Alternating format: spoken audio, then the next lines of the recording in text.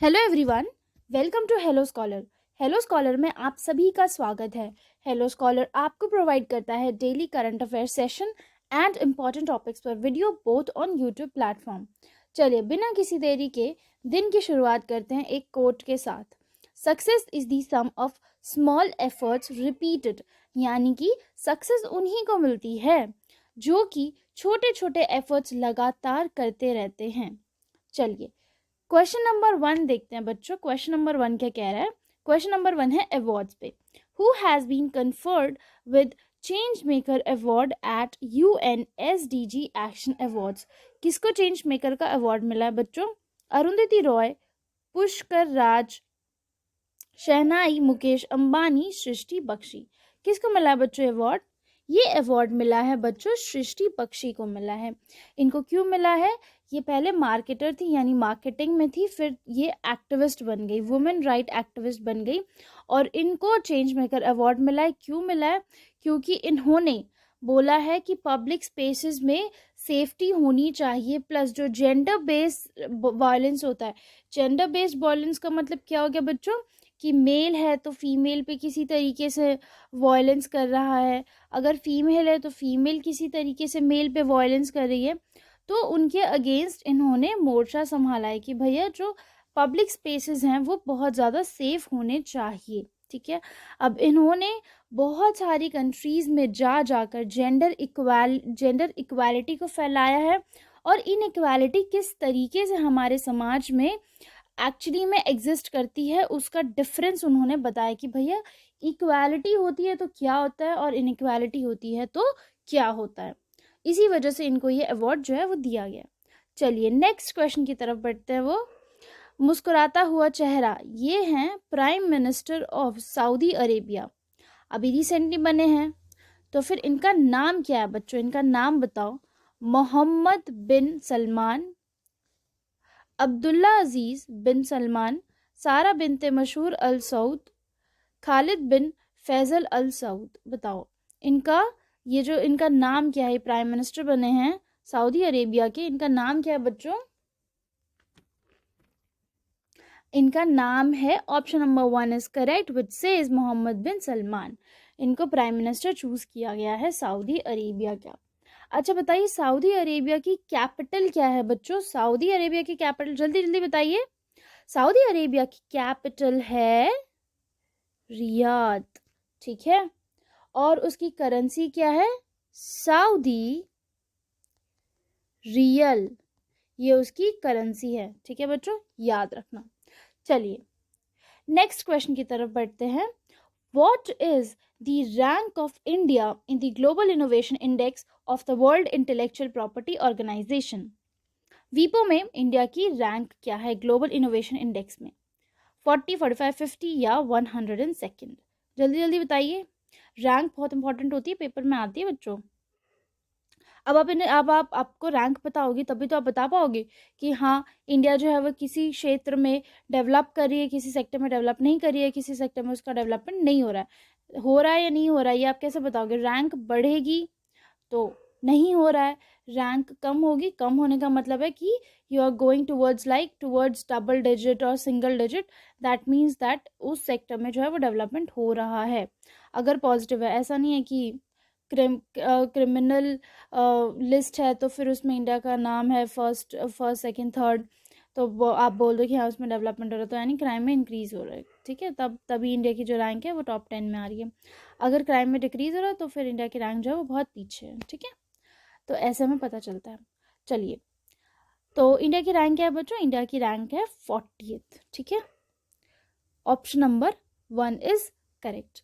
अब हम देखेंगे कि ये जो रैंक है ये एक्चुअली इंडेक्स जो है वो क्यों निकालते हैं और इंडेक्स का एक्चुअली मतलब क्या होता है। इंडेक्स जो है बच्चों बेसिकली ग्लोबली इनोवेशन आउटपुट्स का मतलब होता है कि कितने पेटेंट्स आपके पास हैं। ठीक है, कितना आप सॉफ्टवेयर आप डेवलप कर रहे हो, आप कितना हाईटेक मैन्युफैक्चरिंग कर रहे हो, प्रोडक्शन कर रहे हो, एक्सपोर्ट कर रहे हो, ऐसे गुड्स एंड सर्विसेज का जो कि बहुत ही ज़्यादा इनोवेटिव है। ठीक है, अब ये तो होगी इंडिया की रैंक, मैंने आपको बता दी 40, लेकिन फर्स्ट रैंक किसकी है बच्चों? फर्स्ट रैंक है स्विट्जरलैंड की। ठीक है, सेकंड रैंक है बच्चों यूएस की, थर्ड रैंक है स्वीडन की 4th रैंक है यूके की एंड 5th रैंक है नीदरलैंड्स की। एंड ये रैंक जो है वो बहुत इंपॉर्टेंट है, आपको पता होनी चाहिए कौन सी रैंक पे कौन सी, एटलीस्ट टॉप 5 रैंक तो आपको पता ही होनी चाहिए, ठीक है। Global innovation index of world intellectual property organisation, ठीक है।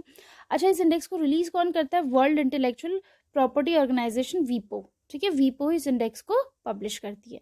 चलिए नेक्स्ट क्वेश्चन की तरफ बढ़ते हैं बच्चों।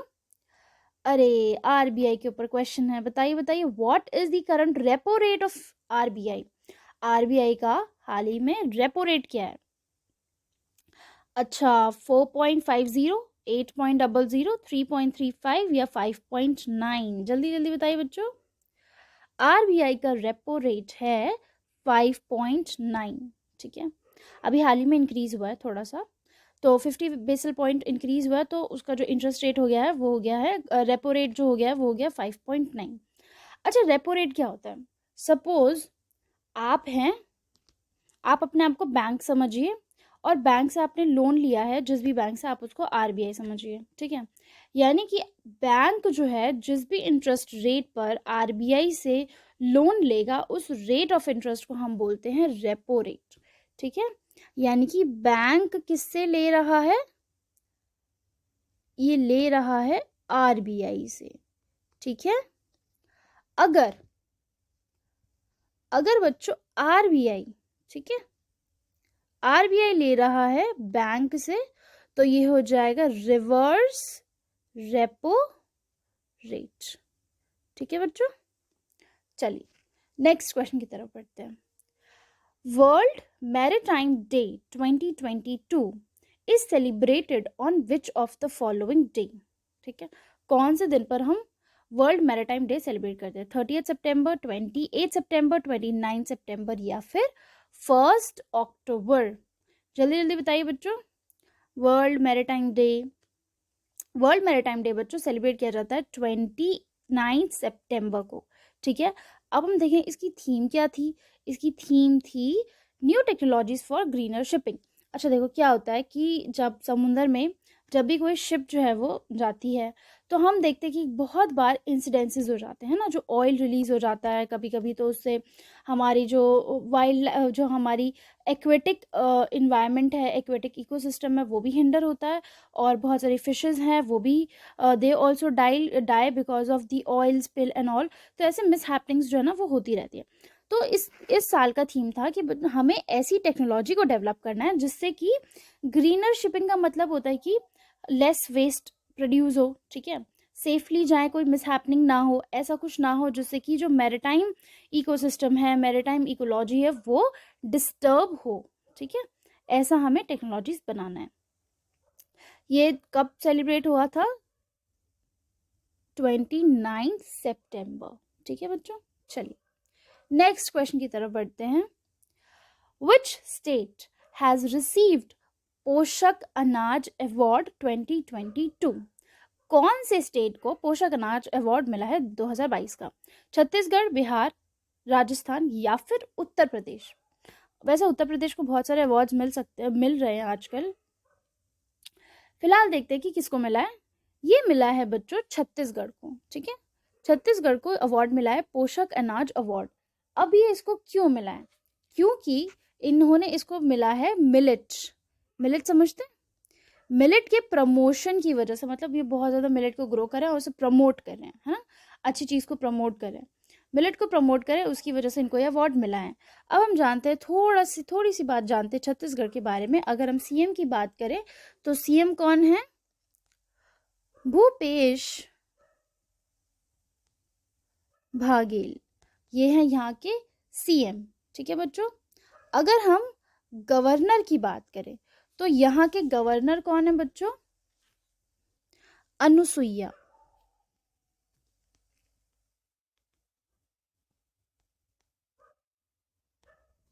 यहाँ के गवर्नर है अनुसुईया जी, ठीक है। गवर्नर याद होना चाहिए, चीफ मिनिस्टर याद होना चाहिए, प्लस अगर अवार्ड मिला है तो किस वजह से अवार्ड मिला है वो याद होना चाहिए। चलिए नेक्स्ट क्वेश्चन की तरफ बढ़ते हैं बच्चों। नेक्स्ट क्वेश्चन है, आप जानते होंगे इस क्वेश्चन का आंसर डेफिनेटली, जो भी बच्चे थोड़ा भी न्यूज़ को और टेक न्यूज़ को फॉलो करते होंगे। Who has stopped the India Infoline finance limited, wealth Hurun India 40 under self made rich list 2022। इसको बेसिकली शॉर्ट फॉर्म में बोला जाता है IIFL, wealth Hurun India 40 under self made rich list 2022। अब कौन है सेल्फ मेड रिच बताइए? भावेश अग्रवाल, निखिल कामत, दिव्यांग टुराखिया, अश्नीर ग्रोवर। बताइए, अश्नीर ग्रोवर तो शार्क टैंक में भी आए थे, है ना, बहुत पैसा उनके पास। अंडर 40 सेल्फ मेड मैन कौन है? सेल्फ मेड रिच पर्सन जो है वो 2022 के कौन है? सबसे ज़्यादा जिनके पास पैसा है और सेल्फ मेड है। ऐसा नहीं है कि पापा का बिजनेस था वो चलाने लग गए तो अब उनका बिजनेस हो गया, है ना, ऐसा नहीं है। उन्होंने खुद बनाया। वो जीरोधा किसका है? जिसका जीरोधा है वही है सेल्फ मेड मैन की लिस्ट में टॉप पर। जल्दी बताइए। इतना बता दिया, अब तो बता दीजिए। चलिए मैं ही बता देती हूँ, आंसर है निखिल कामत, जिन्होंने की जीरोधा बनाई है ना, उनकी कंपनी है जीरोधा। अब जानते हैं कि इनके, ये तो चलो टॉप नंबर पर है ना। इसके बाद भावेश अग्रवाल जी का नंबर आता है, जिनकी है ओला, ठीक है, ओला इलेक्ट्रिक। फिर आते हैं थर्ड नंबर पर, ये तो हो गया सेकंड नंबर। थर्ड नंबर पर आते हैं दिव्यांग टुराखिया, जिनकी है मीडिया नेटवर्क्स। इनकी टोटल वेल्थ कितनी है? 11,200 crore, which is a huge amount. और अगर हम इनकी देखें, निखिल जी की देखें, तो है 17,500 करोड़। सोचिए, सेल्फ मेड मैन, इंसान चाहे तो क्या कुछ नहीं कर सकता। चलिए नेक्स्ट क्वेश्चन की तरफ बढ़ते हैं बच्चों। नेक्स्ट क्वेश्चन क्या कहता है? World's largest hybrid power plant is going to be setup in which of the following state? कौन से स्टेट में सेटअप हुआ है ये? उत्तर प्रदेश, गुजरात, मध्य प्रदेश या फिर राजस्थान? अब देखिए, पावर प्लांट है तो ऐसे स्टेट में सेटअप होगा जहाँ पे बहुत सारी मतलब एनर्जी का सोर्स हो, या तो सोलर हो। हाइब्रिड में क्या होता है बच्चों? हाइब्रिड में दो एक साथ होते हैं, दो सोर्स ऑफ एनर्जी होती है, जैसे कि आपको इसमें दिख रहा है ना, विंड मिल भी लगी हुई है और सोलर पैनल्स भी लगे हुए हैं, है ना। तो अब बताइए कौन सा स्टेट है बच्चों? वो है राजस्थान, ठीक है। राजस्थान में कहाँ पर? जैसलमेर में, ठीक है। You should know the place is Jaisalmer, ठीक है, जैसलमेर में। और इसको सेटअप किसने किया है? कंपनी कौन सी है जिसने इसको सेटअप किया है? वो किया है अदानी ग्रीन एनर्जी, ठीक है। उन्होंने इसको सेटअप किया कहाँ पे? जैसलमेर में, राजस्थान में। अब इससे क्या फ़ायदा होगा बच्चों? इससे ये फ़ायदा होगा कि अगर आपको, जैसे कि अगर एक जगह पे अगर हम दो सोर्स लगा देते तो एक तो जो सप्लाई है वो स्टेबलाइज हो जाती है, यानी कि अगर सोलर एनर्जी से हमें नहीं मिल पा रही, इलेक्ट्रिसिटी जनरेट नहीं हो पा रही उतनी, तो विंड एनर्जी से हो जा रही है, विंड से नहीं हो रही तो सोलर से हो जा रही है, कैपेसिटी हमारी बढ़ जाती है। अगर दोनों से हो रही तो ऑब्वियस सी बात है, will be able to produce more electricity, right. Plus इसमें थोड़ा सा प्रॉब्लम क्या आता है कि जो इंस्टॉलेशन का कॉस्ट है वो थोड़ा सा बढ़ जाता है, यानी कि आप एक जगह पे सोलर पैनल्स भी लगा रहे हैं, फिर विंड मिल्स भी लगा रहे हैं, तो फिर एक्सपेंसिव तो पड़ेगा ही, ऑब्वियस सी बात है, महंगाई तो बहुत है। प्लस कंट्रोलिंग जो है ना बड़ी मुश्किल हो जाती है, जैसे कि अब सोलर पैनल से भी इलेक्ट्रिसिटी आ रही है और विंड मिल से भी इलेक्ट्रिसिटी आ रही है, तो उसको कंट्रोल करना, उसको मैनेज करना ना थोड़ा सा टफ हो जाता है। बट हाइब्रिड का मतलब क्या होता है कि दो तरीके से, दो या फिर ज़्यादा सोर्सेज से आपकी जो यूजुअली रिन्यूएबल एनर्जी जो है वो प्रोड्यूस हो रही है। चलिए नेक्स्ट क्वेश्चन की तरफ बढ़ते हैं। नेक्स्ट क्वेश्चन क्या कहता है? Amaze with circles is all about which of the following? It is to create amazing technological circles in metro cities. It is to upskill women in technology. It is to upskill youth in technology. None of the above. जल्दी जल्दी बताइए किस लिए है ये? तो बच्चों ये है it is to upskill women, ठीक है। Option number 2 is correct. Women को अपस्किल करने के लिए है। अब वुमेन को अपस्किल करने के लिए क्या है? टेक्नोलॉजी से उनको अपस्किल किया जाएगा, यानी कि पहले तो मैं आपको बता दूं कि ये किसका इनिशिएटिव है। ये है अमेज़ॉन का इनिशिएटिव, ठीक है। अमेज़ॉन ने ये इनिशिएटिव निकालिया है जिसमें कि ये वुमेन्स को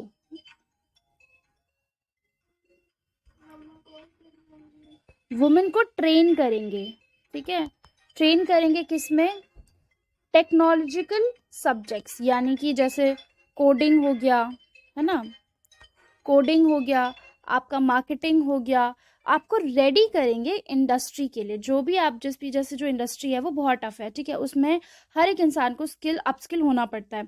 आपके पास जो आपकी ट्रेडिशनल स्किल्स है, फिर आपने जो भी सीखा है वो तो ठीक है, बट कंटिन्यूसली आपको ग्रो करना है तो आपको और भी ज़्यादा स्किल्स जो है वो सीखनी पड़ेंगी। तो इसलिए ऐसे कोडिंग जैसे हो गया, मार्केटिंग हो गया, ये सारी चीज़ें जो हैं वो अमेज़ॉन के टॉप लीडर्स जो हैं वो वुमेन्स को समझाएंगे, पढ़ाएंगे और उसको उनको अपस्किल करेंगे। ये सारे कोर्सेज कह लो या फिर ट्रेनिंग प्रोग्राम्स कह लो, इनके द्वारा वुमेन को अपस्किल किया जाएगा। चलिए नेक्स्ट क्वेश्चन की तरफ बढ़ते हैं बच्चों। नेक्स्ट क्वेश्चन क्या है? Which bank is going to launch खुशियों का त्यौहार? बल्ले बल्ले, अरे बहुत सारे त्यौहार आ रहे हैं। अभी नवरात्रि चल रही है, फिर दिवाली आएगी, फिर भाई दूज आएगा, कितने सारे त्यौहार हैं। तो खुशियों का त्यौहार ये कौन सा बैंक लॉन्च करेगा? Bank of Baroda, yes bank, UCO bank या फिर एसबीआई? कौन सा बैंक लॉन्च करेगा बच्चों? इसको लॉन्च करेगा बैंक ऑफ बड़ौदा, ठीक है। अब इसमें क्या होगा बच्चों? जैसे बहुत प्रकार के लोन्स दिए जाते हैं ना, एजुकेशन लोन हो गया, होम लोन हो गया, एंड एजुकेशन लोन हो गया, होम लोन हो गया, कार लोन हो गया, ये इतने बहुत सारे तरीके के पर्सनल लोन्स हो गए, ये सारे तरीके के बहुत सारे तरीके के लोन्स होते हैं। अब इस पूरे टाइम पीरियड में ना, जो फेस्टिव सीजन होता है, बड़े सारे ऑफर्स आते हैं। वैसे ही बैंक ऑफ बड़ौदा ऑफर देता है जिसमें कि वो लो इंटरेस्ट रेट पर आपको लोन प्रोवाइड करता है, ठीक है।